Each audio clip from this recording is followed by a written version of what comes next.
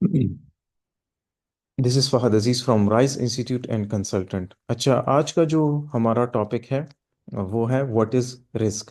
देखिए, मेरे नज़दीक सबसे इम्पोर्टेंट जो बात है वो ये है कि जितने स्टूडेंट्स भी हमारी क्लास में बैठते हैं या हमें वो ऑनलाइन सुनते हैं, तो मैं उनको एक बात हमेशा से बताता हूँ कि आप टाइटल के ऊपर या क्वेश्चन के ऊपर जो है फोकस करें। आपको क्वेश्चन जो है वो समझ आनी चाहिए। आज का जो हमारा टॉपिक है वो है व्हाट इज़ रिस्क, खतरा क्या है। ठीक है। देखिए, अगर आप प्रीवियस लेक्चर को थोड़ा सा हम रिकॉल करवाएं, तो प्रीवियस लेक्चर में, लास्ट लेक्चर में हमने डिस्कशन की थी हैजर्ड्स के ऊपर कि हैजर्ड का मतलब क्या है।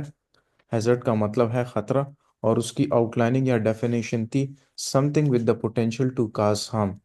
हर वो चीज़ जिसके अंदर ताकत मौजूद है, सलाहियत मौजूद है, जो मुझे नुकसान पहुंचाए, जो आपको नुकसान पहुंचाए।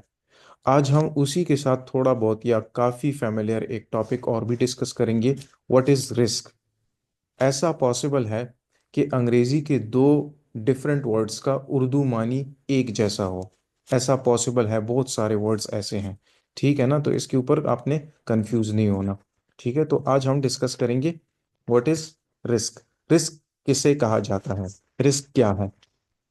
Would you use this ladder, क्या आप इस लैडर को इस्तेमाल करेंगे। ठीक है। जैसे कि आपको इस पिक्चर में क्या नजर आ रहा है, इस मौजूदा करंट स्लाइड पे हमें ये नजर आ रहा है कि एक लेडी है और उसके सामने एक लैडर है। ठीक है। क्या, अगर आपके सामने एक ऐसी लैडर हो, आप उसको इस्तेमाल करेंगे। तो आप में से बहुत सारे लड़के कहेंगे कि जी। हालांकि हमने इस लैडर को अब पूरा नहीं देखा और ना ही हमें पूरी दिखाई दे रही है। अगर हम थोड़ा सा आगे मूव करें, अगर आपके हाथ में या इस लेडी के हाथ में कोई भी बुक्स हो या फाइल हो या कोई भी इक्विपमेंट हो, फिर आप इस लैडर को इस्तेमाल करेंगे। अगर आप कहेंगे जी सर, तो ये आपके लिए खतरा होगा। बात की समझ आ रही है। और क्या, अगर हम थोड़ी सी फर्दर इस सिचुएशन को डिस्कस करें, नेक्स्ट स्लाइड के तरफ हमने जब मूव किया, तो हमने ये देखा कि अब हमें ये पिक्चर जो है पूरी दिखाई दे रही है, जिसमें इस लेडी के हाथ में एक फाइल भी है और साथ में इन्होंने हाई हील्स भी पहनी है। तो अगर ऐसी सिचुएशन में आप एक लैडर को क्लाइंब करेंगे, तो आपके गिरने के खदशात बहुत बढ़ जाते हैं। और अगर ऐसी सिचुएशन होती है कि आप इस एक ऐसी लैडर को यूज करेंगे जो कि किसी भी फ्लूइड से उसके स्टेप्स जो हैं वो गीले हो चुके हैं, जैसे कि सॉल्वेंट्स, पेंट वगैरह से। ठीक है, और उन कंडीशन में आप इस लैडर को इस्तेमाल करेंगे तो खतरा और भी बढ़ जाएगा। और अगर ये कंडीशन कुछ ऐसे हो जाए कि आप लैडर को किसी टेबल के ऊपर रख के, और आपने हाई हील्स भी पहने हैं और आपके हाथ में कोई फाइल या इक्विपमेंट भी है, और वो लैडर जो है वो कॉन्टामिनेटेड भी है, आलूदा भी है, गंदी भी हो चुकी है। ठीक है, और ऐसी कंडीशन में इस्तेमाल करेंगे, तो 99% इम्कानात है, 99% इम्कानात है कि आपके साथ एक हादसा होगा। बात की समझ आ रही है। अब थोड़ा सा हम आगे मूव करते हैं। हमें हमारा सब्जेक्ट बता रहा है कि risk is the chance of the something happening that has the potential to cause harm. असल में खतरा जो है वो मजमुआ है दो चीजों का। कितने इम्कानात हैं कि आपके साथ एक हादसा होगा, और अगर वो हादसा आपके साथ हुआ तो उसके नताइज फिर क्या आएंगे। ठीक है, मैं फिर से रिपीट कर देता हूँ। Basically risk is the combination of two thing. Risk जो है, खतरा जो है, वो मजमुआ है दो चीजों का, इम्कानात का और उसके नताइज का।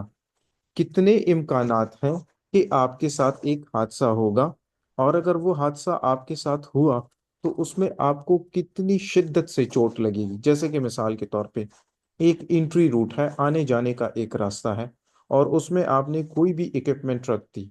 ठीक है, और उसकी ट्रेलिंग केबल कॉर्ड गुजरी है रास्ते से। तो यहाँ से मिसाल के तौर पे डेली बेसिस पे आपका आना भी होता है और जाना भी होता है।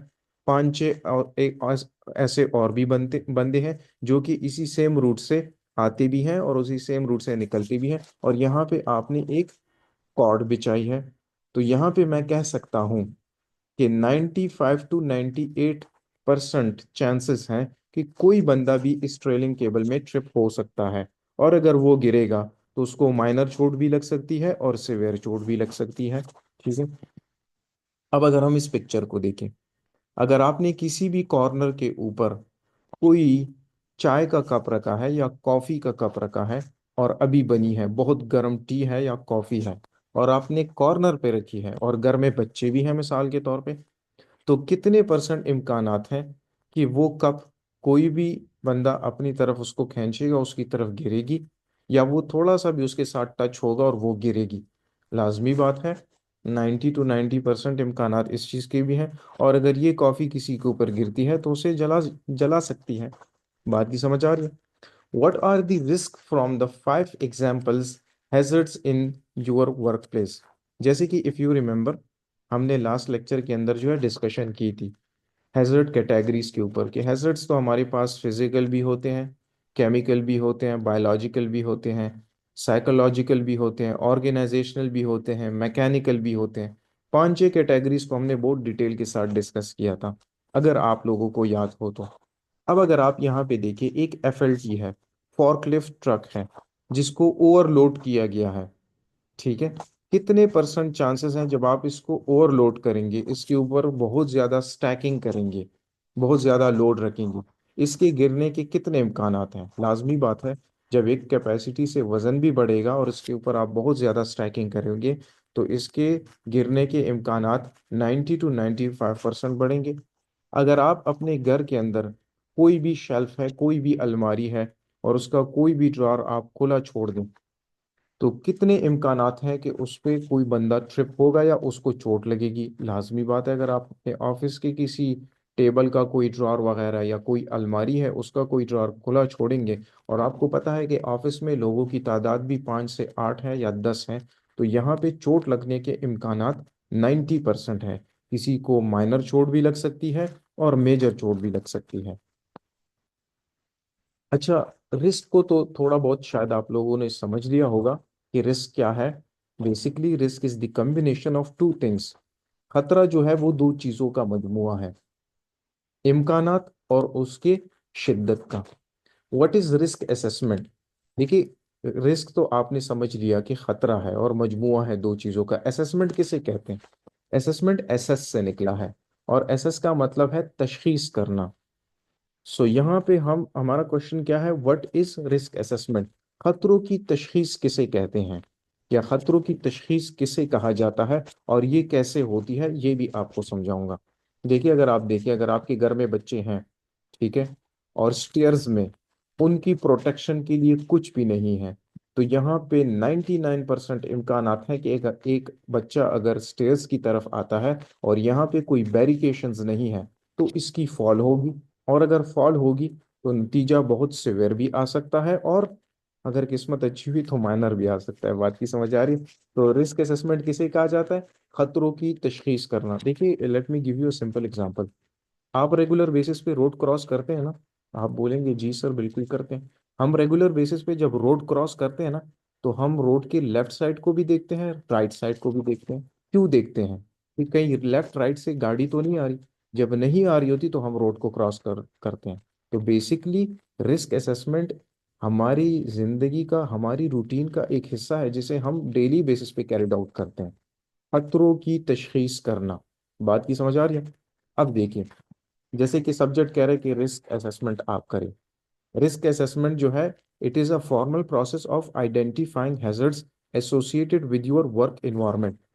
आप अपने काम वाली जगह के अंदर या घरों के अंदर हादसा होने से पहले तमाम खतरात की तशखीस करें, जो कि आपको या आपकी फैमिली को चोट दे सकते हैं। बजाय इसके कि एक बच्चा सीढ़ियों से गिरे, आप इस बात को अपने शऊर में लाएं, अपने कंसिडरेशन में लाएं कि आपके घर में बच्चे भी हैं और स्टेयरवेज में कोई बैरिकेशन भी नहीं है।